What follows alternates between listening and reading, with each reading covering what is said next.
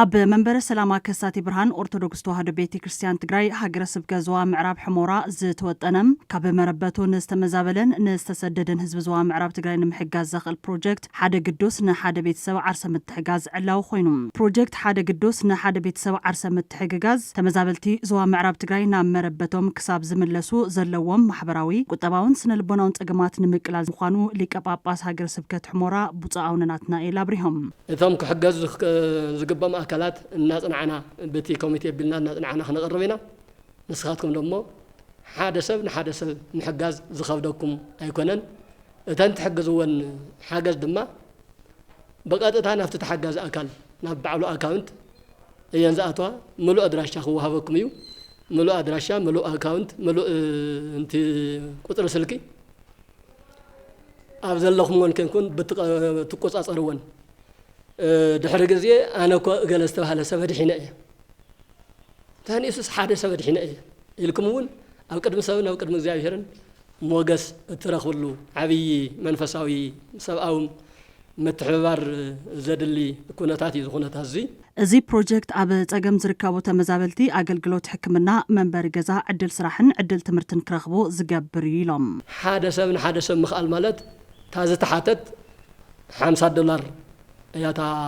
ፕሮጀክት $50 ምናልባት ናባና ተመንዚራ ናብ 6500 አካባቢ ተኸውን ብሕዚ ዘሎ ምንዛሬ በሓደ ንንበር በሓደ ንብላዕ በሓደ ንስተ ነተሓጋገዝ ንረዳዳ ዝብል ሰብኣውነት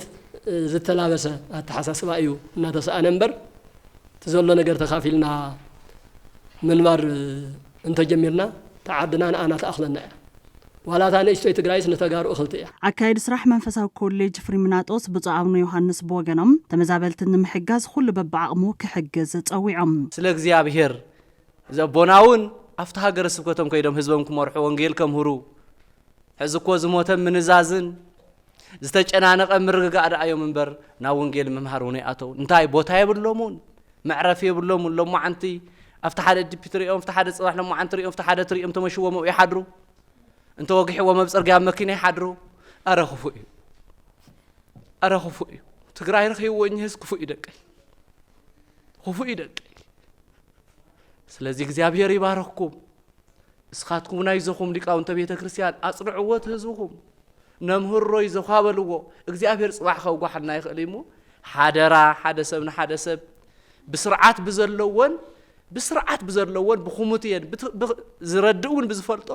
زرداون بزراخولو نزردو إنا خنكيد إلو بروجكت أريد زلمو زيابير يحقسكم زيابير يبارخنا زراربنا يوم تمزابل تزوا معرب تجري بوجنم بمنبر السلامات حاسب زلو بروجكت حدا قدوس نحد بيت سبع عرسة متحجز تجمع تمزابلاي زك على البمخانو قلتفونا بتكبر كأتو يجبايلهم كقولت عشان 10 سلستن جميرهم